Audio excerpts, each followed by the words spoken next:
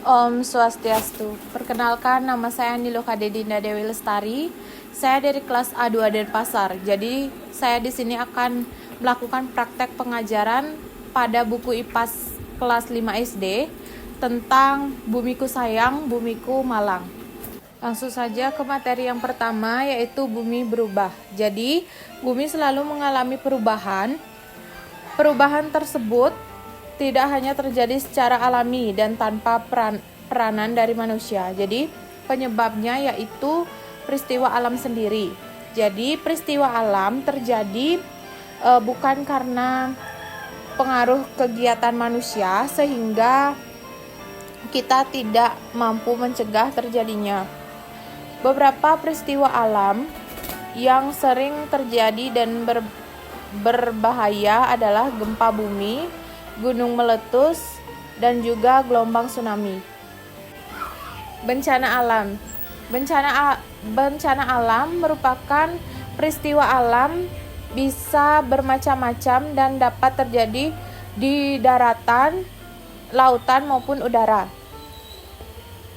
Peristiwa alam bisa menjadi suatu bencana jika membawa kerugian bagi manusia. Bencana alam adalah sesuatu yang dapat mengancam bumi dan juga mengganggu kehidupan manusia. Bencana yang terjadi karena adanya peristiwa alam disebut dengan bencana alam. Contohnya itu adalah peristiwa gempa bumi, tsunami, gunung meletus, banjir, kekeringan, angin topan, dan juga tanah longsor.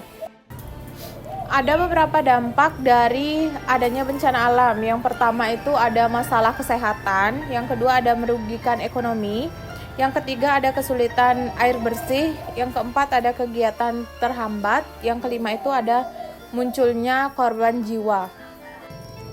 Bencana alam gempa bumi. Jadi Indonesia merupakan negara yang rawan terjadinya bencana alam yang sering terjadi gempa bumi. Hal ini dikarenakan Indonesia dilalui 3 lempeng tektonik, yaitu lempeng Indonesia-Australia, lempeng Eurasia, dan juga lempeng Pasifik. Jika dua lempeng bertemu di suatu sesar, maka keduanya bisa bergerak saling menjauhi sehingga mendekati atau saling bergeser. Biasanya gerakan ini tidak dapat dirasakan manusia. Ada saatnya gerakan lempeng ini saling mengunci sehingga terjadi kumpulan energi yang berlangsung terus-menerus. Lalu, batuan pada lempeng tektonik tidak kuat menahan gerakan tersebut sehingga terjadi pelepasan energi yang mendadak. Jadi saat itulah terjadinya peristiwa yang disebut dengan gempa bumi. Alat yang digunakan untuk mencatat gempa disebut seismograf dengan suatu skala Richter. Lanjut ke materi yang kedua, yaitu lingkungan bisa rusak. Jadi lingkungan adalah tempat hidup manusia dan juga makhluk hidup lainnya. Jadi, lingkungan dapat berubah karena berbagai faktor alam maupun buatan. Jadi, salah satu faktor yang menyebabkan lingkungan berubah adalah kegiatan manusia yang menghasilkan sampah.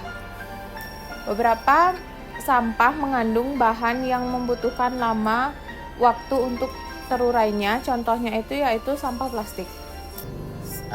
Topik yang terakhir yaitu permasalahan lingkungan mengancam kehidupan. Jadi manusia membutuhkan udara yang bersih untuk bernafas. Jadi air juga digunakan manusia untuk minum, mandi, mencuci, dan juga berbagai hal lainnya.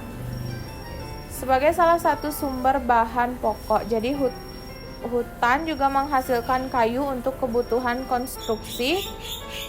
Jika kayu di hutan terus diambil tanpa melakukan reboisasi kembali, akan mengakibatkan hutan menjadi gundul sehingga tidak dapat memiliki kualitas air dan juga udara yang baik. Tanah mudah mengalami longsor dan juga habitat hutan menjadi rusak. Manusia membutuhkan kebutuhan pangan seperti ikan untuk memenuhi kebutuhan protein hewani. Jadi beberapa orang dengan tidak bertanggung jawab mengambil sumber daya laut menggunakan racun ataupun bahan peledak lainnya. Kegiatan ini menyebabkan terumbu karang yang merupakan tempat hidup hewan jenis biota laut mengalami kerusakan. Manusia juga membutuhkan sandang, yaitu pakaian. Pada era modern, pakaian lebih banyak diproduksi oleh pabrik, sehingga hasil kegiatan industri seperti pabrik akan menyisakan limbah kimia yang berbahaya. Jadi lingkungan tersebut harus diolah dan tidak boleh dibuang begitu saja ke sungai. Limbah ini juga dapat meracuni makhluk hidup yang hidup di sungai. Interaksi manusia dan lingkungan. Jadi yang pertama itu ada interaksi positif. Jadi interaksi ini membutuhkan air bersih, udara segar, dan juga makanan dan energi untuk tetap hidup. Untuk menjaga SDA tersebut tetap ada, kita perlu melakukan konservasi atau pengelolaan SDA dan pemanfaatan secara bijaksana agar menjadi ketersediaan SDA tersebut. Yang selanjutnya ada interaksi negatif. Jadi kayu banyak digunakan untuk kebutuhan papan, yaitu untuk membangun rumah, membuat peralatan.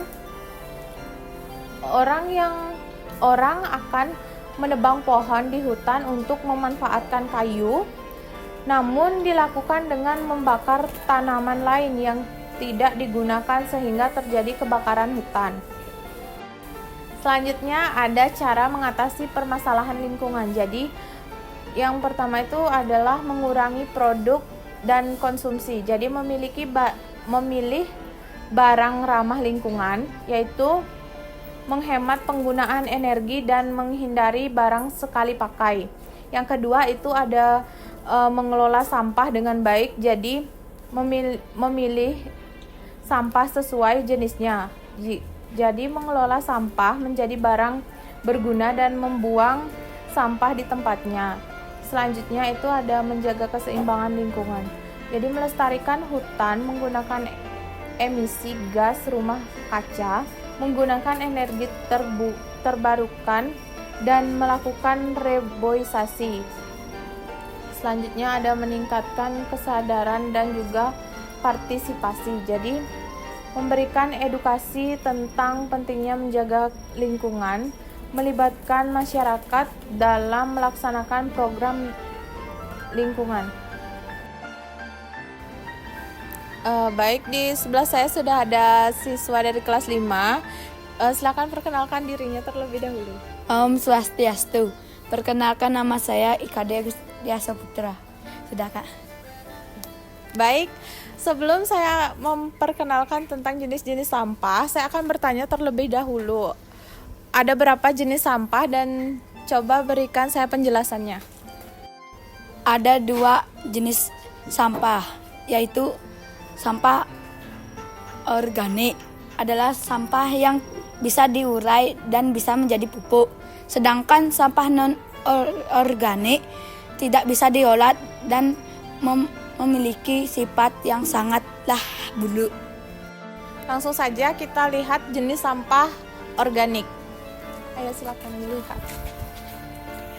Jadi ini merupakan sampah organik yang dapat terurai sendiri, karena sampah organik itu jika kandungan airnya lebih tinggi, maka sampah itu akan lebih cepat terurai dari sampah yang sudah kering. Itu sulit, maksudnya dia itu akan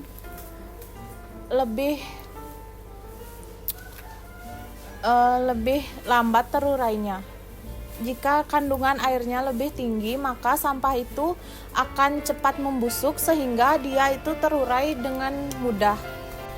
Baik, di sini saya akan menjelaskan tentang sampah anorganik. Jadi sampah anorganik ini merupakan sampah yang sulit terurai sendiri karena sampah ini merupakan sampah yang memiliki kandungan zat kimia yang tinggi dan juga tidak terdapat kandungan airnya sehingga sampah ini sulit terurai. Jadi sampah anorganik jika diproduksi kembali akan menghasilkan nilai jual yang tinggi. Sekian dari praktek pengajaran ini, saya tutup dengan Paramasanti. Om Santi Santi Santi.